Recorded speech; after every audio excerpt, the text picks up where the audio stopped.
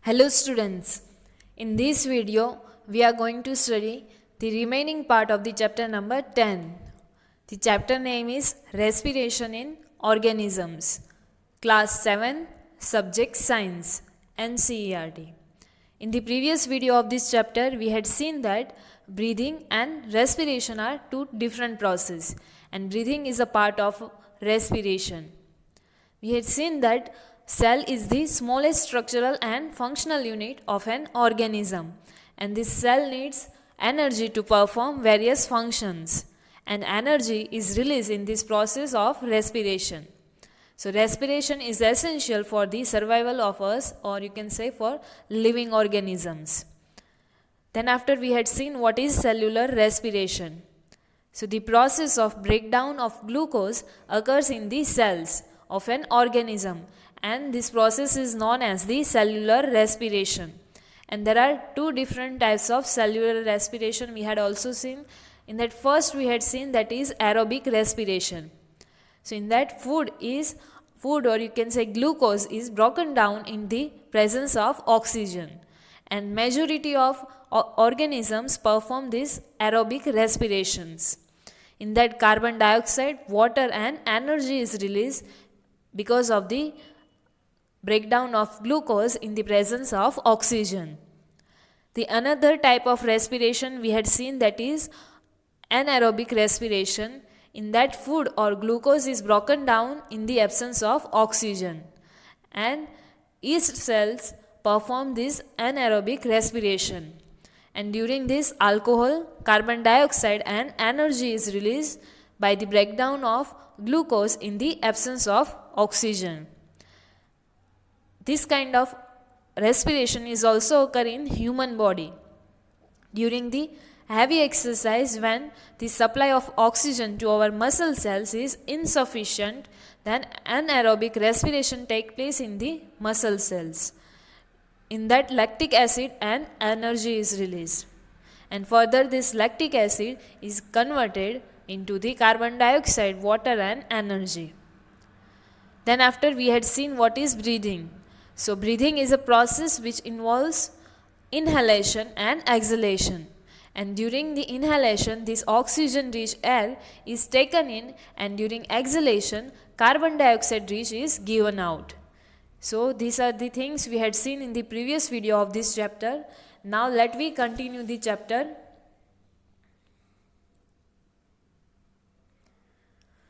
So we had seen till breathing rate.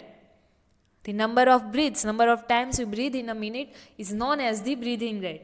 So now would you like to find out your breathing rate? So do you want to know whether it is constant or it changes according to the requirement of oxygen by the body?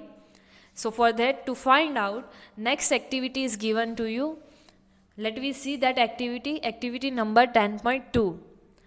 Generally we are not aware that we are breathing, but however if you'll try, you can count the rate of your breathing. So breathe in and breathe out normally and count this rate, and find out how many times you breathe in and breathe out in a minute. So did you inhale the same number of times as you exhale? Then after count your breathing rate, that means number of breaths in a minute, that means number of breaths per minute.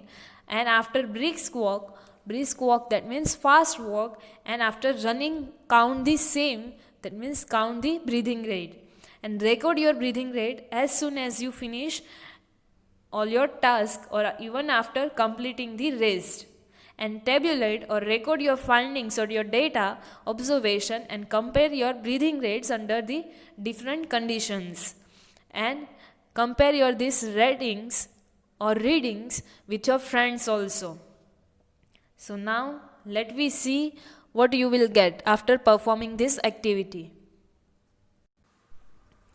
So here the readings for some of the friends are given to you, and in a normal or in different conditions the breathing rates are also given to you. The first one was named Suresh. In the normal condition his breathing rate was 18 breath per minute. After a brisk walk for 10 minutes, or after walking his breathing rate was 20 breaths per minute, and after running his breathing rate was 22 and at rest it was 17. The same for the Jayesh it is given to you. This breathing rate might get change approximately it's the same, but it may vary smaller to person. For here for Jayesh it was 17, while walking it was 22, after running it was 25 and at rest it was 16. Same for the Ravindra, Dharmendra and another self. For myself it is given to you. You can see here that under normal condition the breathing rate was around 17 to 18. At rest it was lowest around 15, 16 or 17. While walking it was quite higher than the normal condition, and while running it was highest. So from this activity we can say that under normal conditions breathing rate is 15 to 80 breaths per minute. After brisk walking or running the breathing rate was increased. So generally under normal condition oxygen requirement of our body is comparatively slow or low. That's why the breathing rate is low. But in walking or running more energy is consumed or used by the body and requirement of oxygen, that's why increases. So that's why our breathing rate was higher while walking and running.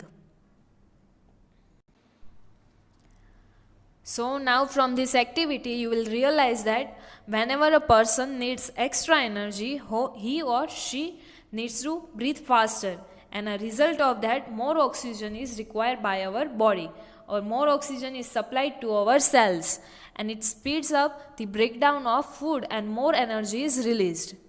While doing heavy exercise the more energy is released and more breakdown of food occurs. So now does this explain why do we feel hungry after a physical activity? So after physical activity the oxygen requirement by our body increases. That's why the breakdown of food speeds up, and because of that our body needs food, so we feel hungry after physical activities.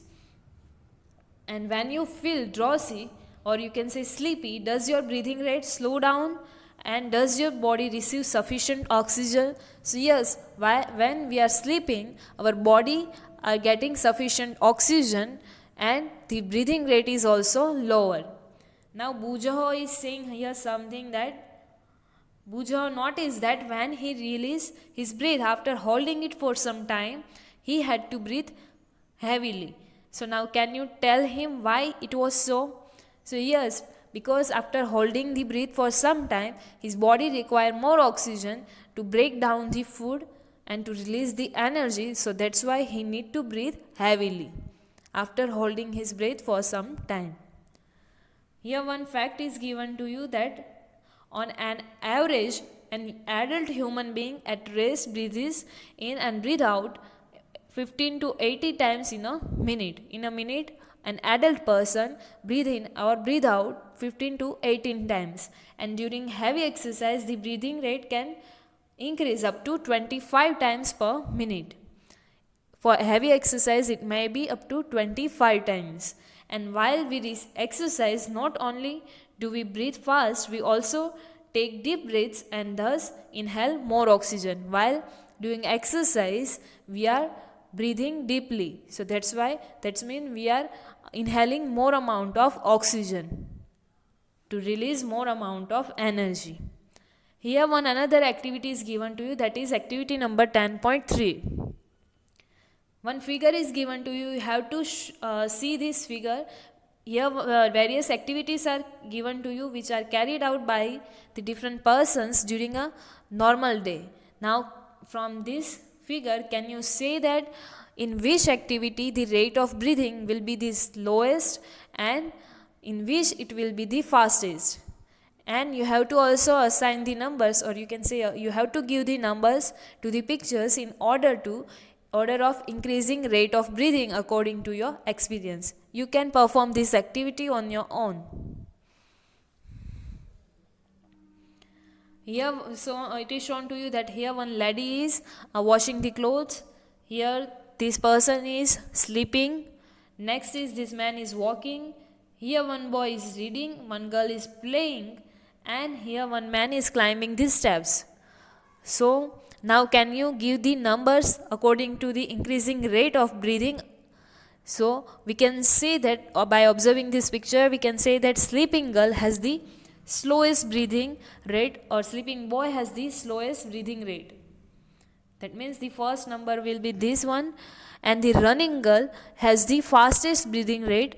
So it will be the sixth number for this running girl, or playing girl who is playing. And the ascending order according to their breathing rate will be like, first is sleeping, then after next is boy is reading. So his breathing rate was faster than this sleeping girl. The next one will be walking. This man is walking, so third number for this man. Then after next is fourth number is for this man who is climbing the steps. So climbing steps. The next one is for this woman who is washing the cloth. So washing clothes will be next, and last one will be sixth number, that is for this girl who is playing or running. So breathing rate of an individual depends on the activity which is carried out by him or her. From this activity we can say that it will be depend on the activity which we are performing. Here Paheli want to know something, that Paheli wants to know why we yawn when we are sleepy or drowsy. When we are feeling sleepy or drowsy, then why at that time we yawn? So at that time, if our body did not get sufficient oxygen, so to fulfill the requirement of oxygen by our body, we are yawning when we are feeling sleepy or drowsy. By doing this, our body get enough amount of oxygen. Now next is, how do we breathe? So now let us learn about the mechanism of breathing, or how we are breathing. So normally we take in air through our nostril, and when we inhale the air, it passes through our nostril into the nasal cavity. And from this nasal cavity, the air reaches to our lungs through the windpipe. And there lungs are present in the chest cavity, and this cavity is surrounded by the ribs on the sides. A large muscular sheet, or it is like a curtain, which is known as the diaphragm, forms the floor of the chest cavity, and this breathing involves the movement of the diaphragm and rib cage.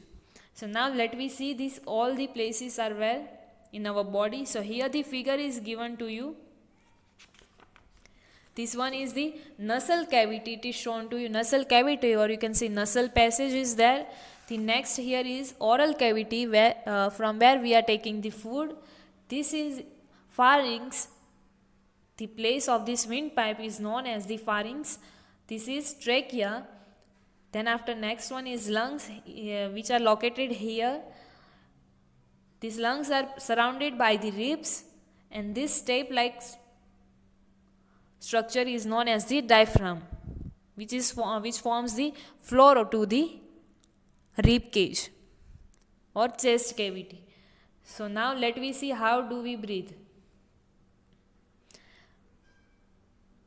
So during the inhalation, so when we inhale, air passes through the nostril. From this nostril, air passes through the nasal cavity. This nasal cavity, and this from this nasal cavity, the air reaches to the lungs through this windpipe. And lungs are present in the chest cavity. This one is known as the chest cavity, and lungs are present over here. This cavity is then surrounded by the ribs.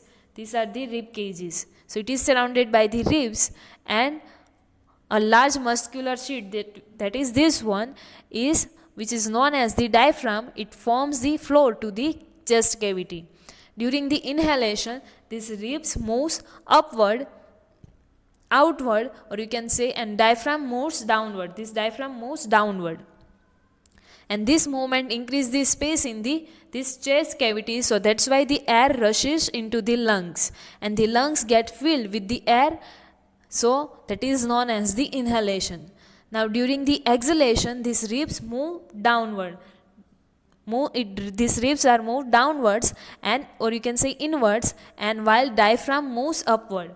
this diaphragm moves upward side in the former position, and this reduces the size of this chest cavity, and because of that air is pushed out of the lungs. And this movement in our body we can easily feel these movements of the rib cage and diaphragm. Here in the next figure it is shown to you while inhalation and while exhalation what is the movement of the rib cage and diaphragm. So here you can see during the inhalation these ribs move upward or outward and this diaphragm moves downward. So that's why this movement increases the space in the chest cavity, and that's why the air rushes towards the lungs, or you can here it is shown to you that air is drawn in and the lungs get filled with the air. And during the exhalation these ribs move back to its original position and diaphragm moves upward in the former position, and this reduces the size of the chest cavity and air is pushed out of the lungs. So here it is written that air is forced out. So this is known as the breathing. How do we breathe? Inhalation and exhalation. Now take a deep breath and keep your palm on the abdomen and feel the movement of abdomen. So you will find the inhalation and exhalation, the movement of diaphragm and ribs during the inhalation and exhalation. So after having learned that during breathing there are changes in the size of the chest cavity, now children got involved in the chest expansion competition. They are now competing with each other, that everyone was boasting that she or he could expand his or her chest maximum. So how about doing this activity with your friends or classmates? You can perform this activity with your friends, that who can expand his chest cavity or his chest maximum. Before that, going forward, here one fact is given to you that smoking damages lungs. You already know that smoking damages lungs, and smoking is also linked or responsible, you can say, to the cancer, so it must be avoided. And here it is also given to you that air around us has various type of unwanted particles such as smoke, dust, pollen, etc. So when we inhale, these particles get trapped in the air which are present in our nasal cavity. While inhalation, these particles get trapped by the hair which are there in the nasal cavity or with the help of the fluid which is there in the nasal cavity. But however, sometimes this particle may get past the hair in the nasal cavity, or you can say it cannot be trapped by the hairs of the nasal cavity. So this may irritate the lining or wall of the cavity or the space, so as a result of which we sneeze. So this is the reason why we sneeze, and this sneezing expels, or you can say release those foreign or the unwanted particles from the inhaled air, and a dust-free clean air enters to our body.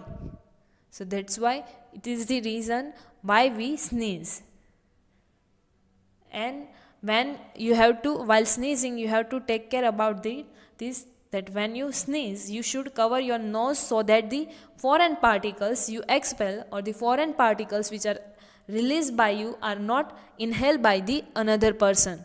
So that's why while sneezing, we should always cover our nose with the handkerchief or with our hands.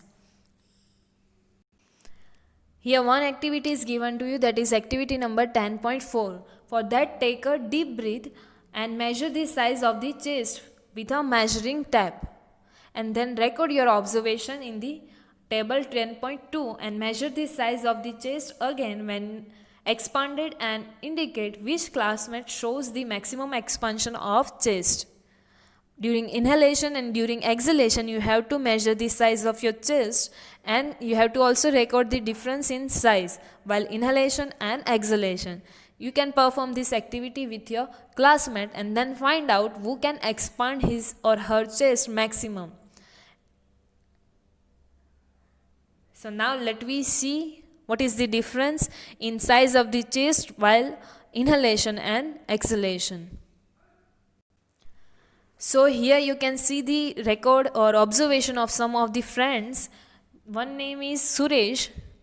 During inhalation, the size of his chest was 50 centimeter. During exhalation, it was 48 centimeter, and the difference in size is 2 centimeter. The Mahesh or the size of the chest of Mahesh during inhalation was 58. During exhalation, it was 54, and the difference is 4 centimeter. Likewise, for Jayesh and Vyomesh, it is also given to you. So from this we can say that chest size increases while inhaling the air, and it decreases and it attains or it get normal condition when air is exhaled. And there is a change in size of the chest during the breathing. In inhalation it is more, and in exhalation it is less. We can understand the mechanism of this breathing by a simple model. By one model it is given to you, or it is shown the breathing mechanism. For that, next activity is given to you, that is activity number 10.5. For that you have to take a wide plastic bottle, then after remove the bottom. You have to remove its bottom, then get the Y-shaped glass or plastic tube and make a hole to lid so that you can fix this tube in a lid or in a bottle, and to the fork end or Y ends of the tube fix to deflated balloons, and then after introduce, or you can say inject, this tube into the bottle as shown in the figure 10.7. Later we will see this figure, and then after cap the bottle or close the bottle and seal that bottle airtight and make it airtight, and to the open base which we had earlier cutted of the bottle tie a thin rubber or plastic sheet with the help of the rubber band. Let me see the figure for that. Here in this figure you can see that two boys are measuring their chest size during inhalation and during exhalation. Here the figure for this activity is shown to you. You have to take a white plastic bottle, then after from this bottom you have to remove this bottom, and then after you have to fix this Y-shaped tube in this bottle. For that you have to make the hole in the lid so this tube can easily pass through the lid. And then after to the fork end you have to fix to deflated balloon like this, and then you have to inject this tube in the bottle, and then after close the bottle with the help of cap and seal this bottle airtight, and to the open base you have to tie the thin rubber sheet or plastic sheet with the help of the rubber band like this one. So these are the activity arrangement to understand the mechanism of breathing. Now to understand the expansion of the lungs, you have to pull the rubber sheet from the base downward. You have to pull this rubber band downward side and watch the balloons. At that time you have to observe the balloons, and then after you have to push this rubber band or plastic sheet into the inside of the bottle, and at that time also you have to observe the balloons. So now did you see any changes in the balloons, and what do the balloons in this model represents and what do the rubber sheet represents? You can explain by showing this activity. So after performing the activity we are be able to say that when the rubber sheet is pulled from the base downwards, the air enters the balloons through this Y-shaped plastic tube, and the balloon were inflated. And when this rubber sheet is pushed up and air moves out from the balloons, and the balloons again came back to its original condition, that means deflated balloons. So we can say that in this model this plastic bottle represents this chest cavity, these balloons represents the lungs, then these rubber sheets which we had attached to the base, it represents the diaphragms, and this Y-shaped tube represents the windpipe. So till now we had seen that how do we breathe. Before ending the video, we will see this activity to understand the mechanism of breathing. The remaining chapter we will study in the next video. So before ending, now let we see this activity to understand the breathing mechanism.